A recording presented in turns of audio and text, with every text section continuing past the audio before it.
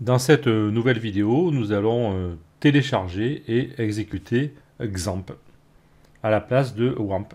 Auparavant, je vais quand même vérifier ici que WAMP est terminé. Donc je vais faire un clic droit sur le bouton de WAMP ici et je vais cliquer sur fermer pour l'éteindre. Parce qu'il n'est pas souhaitable d'avoir les deux qui fonctionnent en même temps.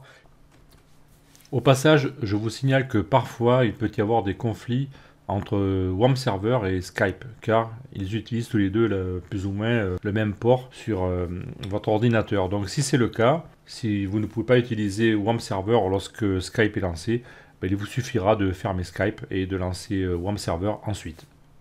Nous allons donc nous rendre sur un navigateur internet ici et je vais taper XAMPP.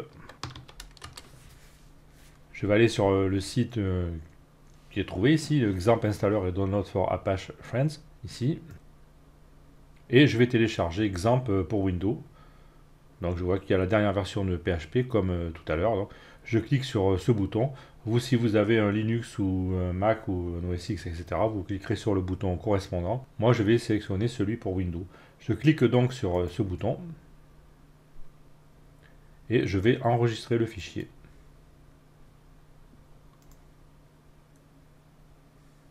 Une fois que le fichier est enregistré, je vais cliquer dessus. Logiquement, ça va démarrer son exécution et je vais installer XAMPP.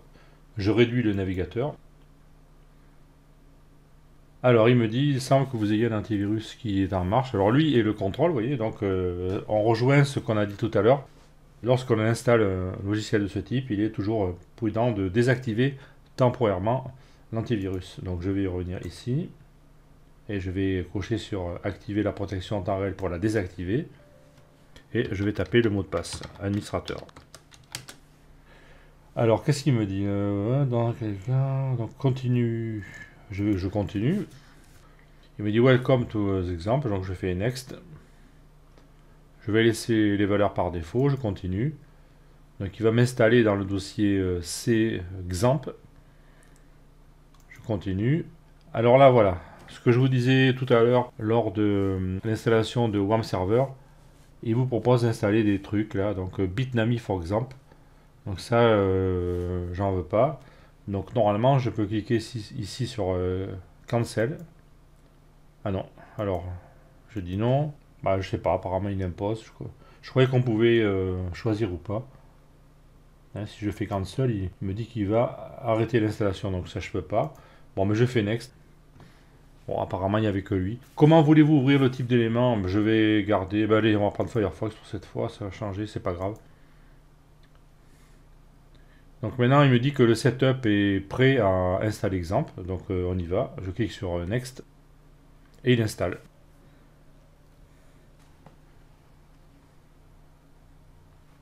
L'installation est terminée. De la même façon, il me demande si je veux autoriser le programme à travers le pare-feu sur les réseaux privés. Je vais donc cliquer sur autoriser l'accès. L'installation se termine. Je ne vais pas démarrer de suite. Je décoche donc ce bouton. Je clique sur Finish, c'est-à-dire terminer. Et fidèle à mon habitude, dans ce genre d'installation, je vais redémarrer l'ordinateur. Donc je vais couper la vidéo, redémarrer l'ordinateur et je vous retrouve tout de suite après.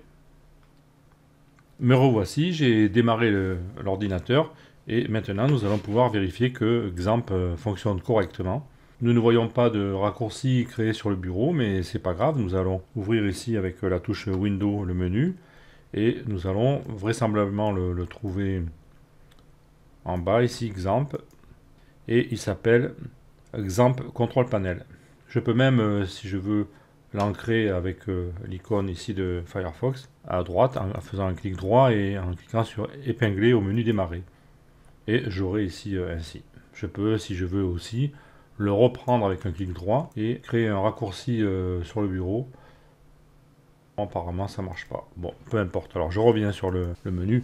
Décidément, je ne suis pas encore très familier avec Windows 10. Mais peu importe. Donc je clique sur l'icône XAMPP Control Panel pour le lancer. Apparemment, il n'est pas en français, mais bon, on va le garder en américain, c'est pas grave. Donc, je clique sur Save. Ah, il me demande de redémarrer l'application. Donc je reviens ici. Ah non, apparemment il a redémarré tout seul. Alors le voici. le contrôle panel. Il y a un truc que je comprends pas, normalement il devrait démarrer tout seul. Alors je vais le fermer et je vais le relancer comme ceci.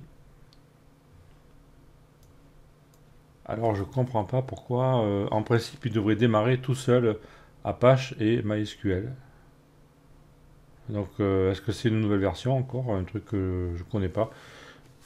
Ça c'est pour dire que vraiment quoi que l'on fasse, tous les jours ça change, il y a des nouvelles options. Donc normalement, alors je peux cliquer ici sur Start et Start, ça va démarrer, mais normalement ça devrait démarrer automatiquement. Alors est-ce qu'il faut le faire une fois et relancer après? Donc je vais ici être interrogé encore une fois au niveau du pare-feu, donc je l'autorise sur les réseaux privés.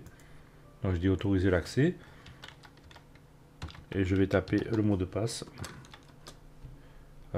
Pareil pour MySQL. Et là, je vais donc, ici, je le retrouve là. Je vais donc faire un clic droit sur l'icône et je vais faire quitter. Là, je ne sais pas pourquoi j'en ai une autre. Donc, je vais faire quitter et je vais relancer.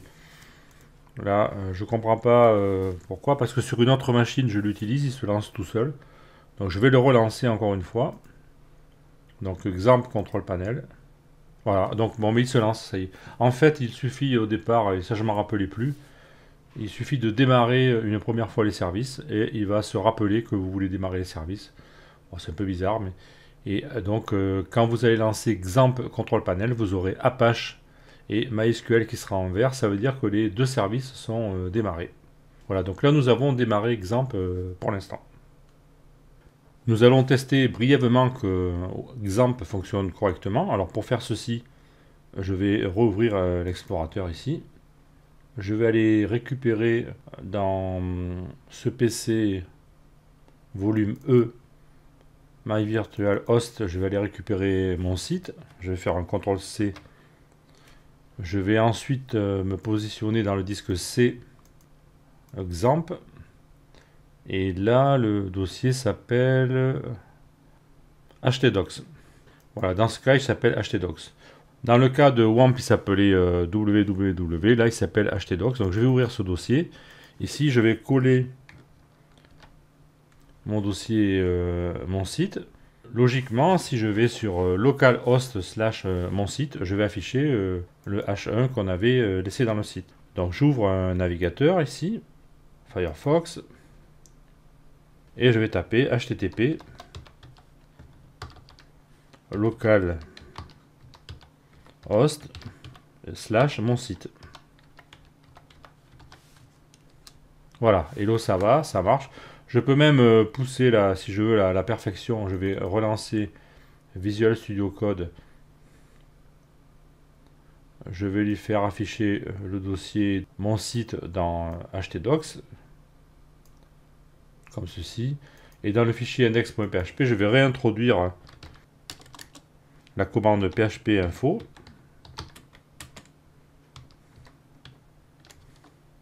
Comme ceci.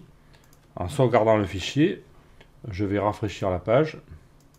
Et je vais bien avoir les données de mon serveur PHP. Donc là, j'ai contrôlé que j'ai installé correctement XAMPP et qu'il fonctionne de base. C'est-à-dire que tous les dossiers qui sont copiés dans le dossier htdocs seront visibles à partir de l'adresse localhost. Et maintenant, nous allons modifier tout ça pour pouvoir utiliser des virtual hosts comme nous l'avons fait avec WAMP. Mais cette fois-ci, nous allons être obligés de mettre un peu les mains sous le capot car il n'y a pas de procédure automatique pour le faire. Nous allons devoir le faire à la main. Voilà, donc je vous donne rendez-vous dans la vidéo suivante.